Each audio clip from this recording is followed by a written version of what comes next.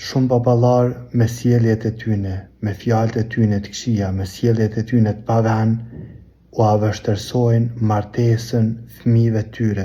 Kështu edhe nanat shpesh bëhen shkak që qikat me pas problem me martesën. Kështu që keni frikë Allahun, babat edhe nanat, përmirësoni veten, nalni veten, mshilni gojën e ju, nalni haramet e juve, për ty që shtojnë popull bashkadush.